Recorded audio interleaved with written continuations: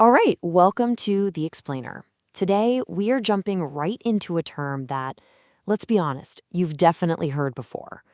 It's a phrase that sparks a ton of debate: reverse discrimination.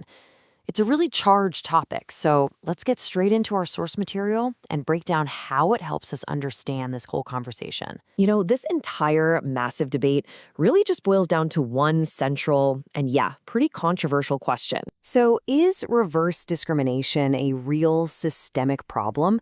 It's a question that gets people fired up, right? Because that feeling of being treated unfairly, that's universal. Nobody wants that. But to really answer this, we've got to look at what the term actually means in the bigger picture. And here's the thing. According to our sources, we can't just give a simple yes or no.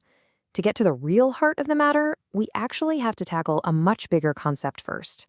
One that kind of underpins this whole discussion. And that big idea, it's race itself. Now, our sources make a really important point here. They frame the concept of race not as a matter of biology, but as an idea that since day one has always been about one thing: power. Okay, so this is probably the most critical point from the source material. Race is what's called a social construct. What does that mean? Well, it means it's not actually based in genetics. Science tells us we are all incredibly similar. Instead, the sources say it's a system, a set of boxes, really, that society's literally invented to justify why one group of people should hold power over another. And this wasn't just some abstract theory, right? Look at this timeline. It shows exactly how this idea played out in the real world. Our sources say that back in the 1600s, the idea of race was used to literally split up the workforce to keep people from uniting. Fast forward, and it gets written into the law. Think about the Chinese Exclusion Act, and then it's brutally enforced through Jim Crow segregation.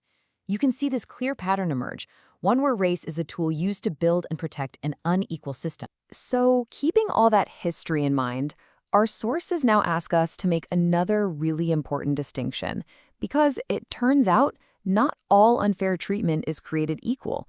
And if we're going to understand this debate, we have to pull apart two very different types of discrimination. And this is absolutely key. On one side, you have individual bias. This is personal prejudice, right? One person being unfair to another. And the sources are really clear. Anybody from any background can experience this. But on the other side, you have something else entirely: systemic discrimination. This, the sources argue, is different because it's bias that's baked into the system itself. It's in the laws, the company policies, the way things have always been done. And it creates disadvantages for a whole group of people, year after year, generation after generation. Okay, so now that we've laid that groundwork, the difference between individual bias and systemic discrimination, we can finally circle back to those policies that were created to fix the systemic stuff. We're talking about things like affirmative action and how they ended up on trial themselves. So check out this timeline of Supreme Court cases. It's really fascinating because you can literally watch the legal thinking change over time. It starts back in '78 with the Bakke case, which said, okay, no rigid quotas, but you can consider race as one little factor among many. Then, in 2003, the court actually said that having a diverse student body is a really important goal for university. But then, jumped 2023 and boom, the court does a complete 180, striking down race-conscious admissions and pretty much rewriting the rules of the game. This brings us to some of the arguments you hear all the time, like the claim that affirmative action takes spots away from more qualified white applicants. But what the source material shows is that if you look at the data, things like legacy admissions, getting in because your parents went there, have a way bigger impact. Or how about the claim that white men are now the most discriminated against group? Well, again, the data presented in the sources just doesn't back that up, pointing out that they still hold most of the top jobs in business and politics. So that begs a really big question, right? If the systemic data points in one direction, why does this feeling of reverse discrimination feel so real to so many people? Our sources suggest we need to look beyond just pointing fingers and dive into a little bit of human psychology. And it turns out there are some powerful forces at play here. First, there's something called loss aversion. It's a quirk of our brains. We hate the idea of losing something we think we have way more than we like the idea of gaining something new. Then you've got confirmation bias. We all do this. We look for stories and examples that prove what we already think is true. And you throw in media coverage that often highlights one person's story without showing the bigger picture, well, you can see how this perception gets really strong. When you strip everything else away, the whole argument presented in our sources comes back to this one central idea. It's a real mic drop moment.